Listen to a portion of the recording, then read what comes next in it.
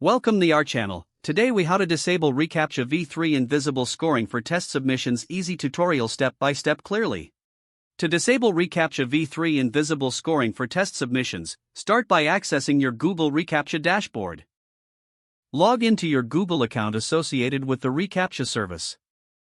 Navigate to the reCAPTCHA section and select the site key you want to modify. In the settings for the selected site key, look for the Settings tab. Find the option labeled reCAPTCHA v3 and click on it.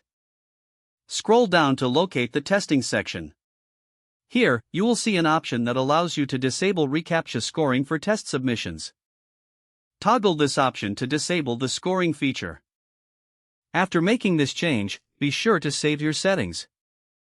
Now, test submissions should no longer be evaluated based on reCAPTCHA scoring. Make sure to conduct thorough testing to confirm the settings have taken effect. If you encounter any issues, double-check your modifications in the dashboard. This adjustment allows you to streamline test submissions without triggering reCAPTCHA challenges.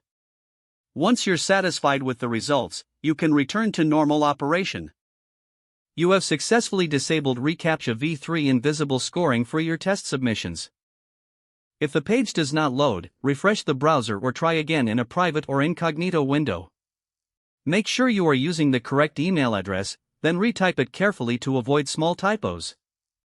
If your password is not accepted, use the reset option and create a new strong password you can remember.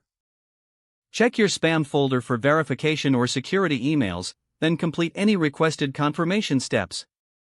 Enable two-factor authentication if available to improve account security and reduce unauthorized access risk. After signing in, review your profile details so your contact information and settings are accurate and current. If you see an error message, note it down and try again after restarting your device and internet connection. Log out when you finish, especially on shared devices, to keep your account and payment information secure. If the page does not load, refresh the browser or try again in a private or incognito window. Make sure you are using the correct email address, then retype it carefully to avoid small typos. If your password is not accepted, use the reset option and create a new strong password you can remember. Check your spam folder for verification or security emails, then complete any requested confirmation steps. Enable two-factor authentication if available to improve account security and reduce unauthorized access risk. Don't forget to like this video and subscribe to our channel for more step-by-step tech guides.